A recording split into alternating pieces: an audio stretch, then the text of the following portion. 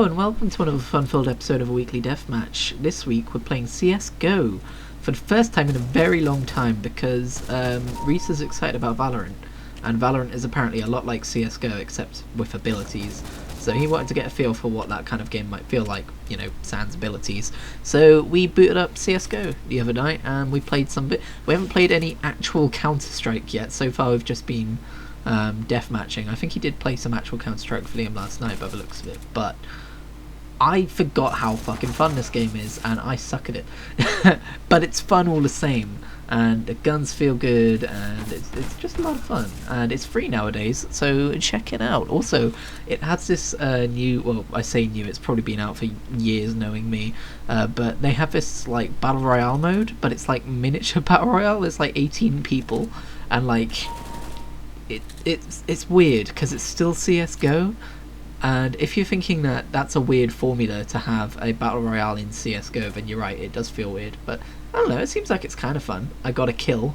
I got a single kill, so that's pretty cool.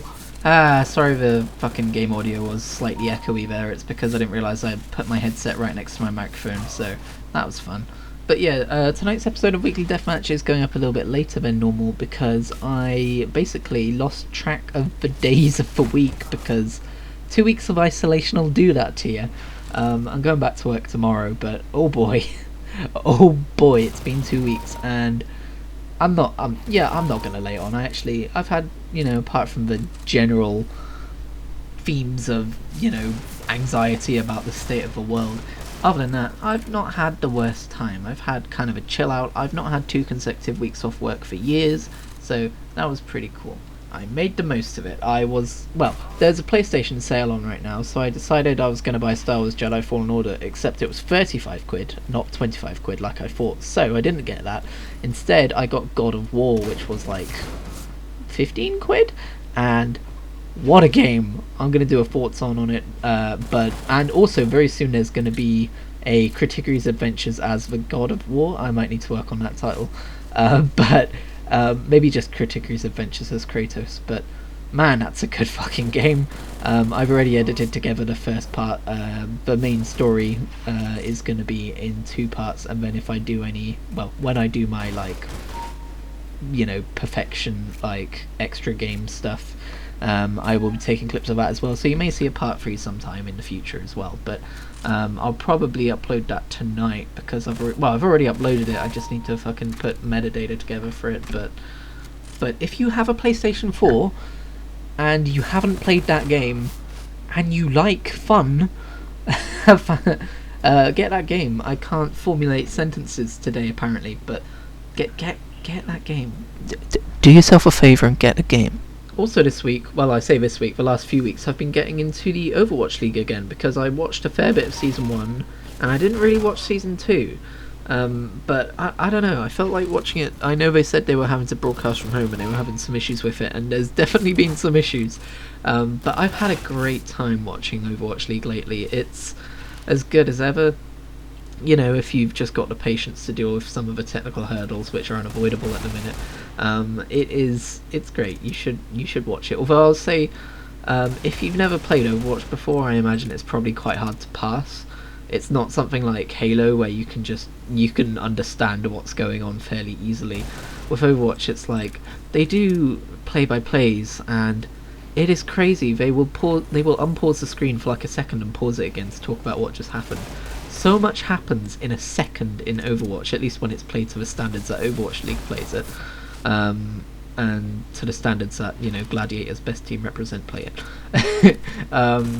It's insane, and I just realised how that comes off. I'm not saying, oh, you know, I've got a galaxy brain to be able to comprehend it. A lot of the time I actually can't. I'm watching, like, the larger narrative on the screen of, like, what's happening in the kill feed, how much of a certain colour is on the point. You know, like, sometimes I will be able to be like, oh wow, you know, that was a really well placed dragon strike, and then fucking Lucio pulled off a sound barrier and stopped everyone from dying and all this kind of stuff. But at the same time, even though I've played, you know, Overwatch for hundreds of hours and I'm therefore able to get the gist of what's going on, there's still moments where it's like, what is happening? All I know is Nori is the saviour. Nori the cat is the saviour that we need, but not the one that we deserve. Wait, Is that how that goes? I always get that saying wrong.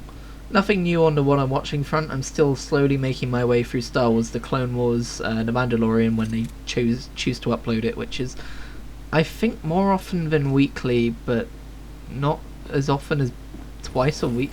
I'm very confused as to when they upload those. Maybe I just haven't been paying attention. And The Simpsons, I guess, because early Simpsons has a lot more heart to it than I remember. There's moments which have genuinely made me go, aww. Like the episode where Lisa's melancholic and then she finds the saxophone player dude whose name I don't remember, and they talk about how, you shouldn't have to hide the fact that you get melancholic from people. That's just, how you're feeling, and you should share how you're feeling and that kind of thing. And then also the episode, I think it's Bart Gets an F, where like he really tries, and like there's moments where he gets really distracted, so he finds it really hard to concentrate in school. I was a bit like that, not as bad, but a little bit like that. And, there's moments like that where I'm just like, man, Simpsons, I don't know what it's like nowadays, because I haven't seen it since, I think, season 20. That's like 10 years ago now. But, at least back then, it stood for stuff, and it's not stuff that I necessarily disagree with. It's which is a very weird and roundabout way of saying it's really good. Hot take, everyone. The early seasons of The Simpsons are really good. I don't know, it's just something that's been such a constant part of my life, like I watched it growing up and everything, that it's not something I really considered having any kind of an opinion about. So it's like something you don't think twice about, like, how do I feel about Friends? It exists. And it's overrated, don't at me. Speaking of popular comedy shows though, Scrubs. There is a Scrubs I'm not going to take that again. Scrubs Rewatch podcast, which is surprisingly difficult to say, hosted by Zach Braff and Donald Faison, and they're basically watching through the entire series and talking about each episode every week, and it's on Spotify, and you should go listen to it because it's amazing, and my cat's freaking out. Wait. But yeah, Scrubs is one of my favourite TV shows, if not my favourite TV show ever made, and to be able to hear kind of background comments from the people who were working on the show is an absolute delight. I love that kind of shit. I listened to all of the developer commentaries on season 1 of Futurama. That was a project I was going to keep, that was something I was going to keep doing, but I need to get back to that at some point. But yeah, I live for that kind of shit, just to hear like background context on what the actors were actually doing at the time, and like how it was put together and how they felt about it, and I love it so much. Also, Zach Braff and Donald Faison are pretty much just Turk and JD in real life.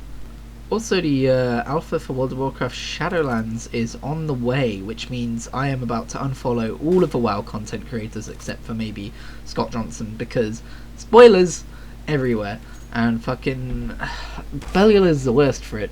He'll put it in his thumbnails and everything just to get clicks, and I understand why, but also I don't like that. And I even tweeted him and be like, hey, could we not do that this year? And I got no response, so I guess I'm just gonna fucking unfollow his content.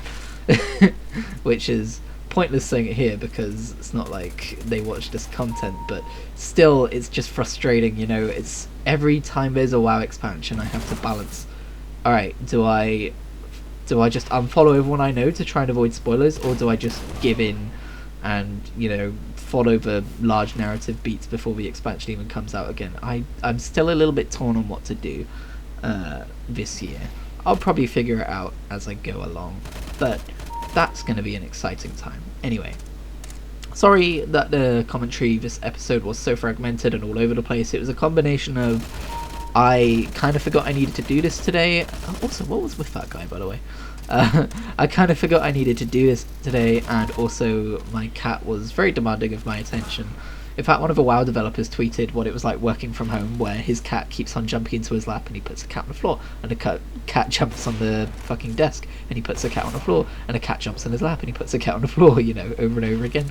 And the cat, are you getting a hint here, Coral? The cat does not get the bloody message, and it's difficult to keep telling your cat no, because the cat gets sad, and you don't want to make your cat sad because cat is cute, and cute thing has to be happy, and I have very weak willpower apparently. But that's the gist of that. Terrorists win, unfortunately. That's just the world we live in. Wait, no, that's a terrible message. That's not the message I want to end on. Wait.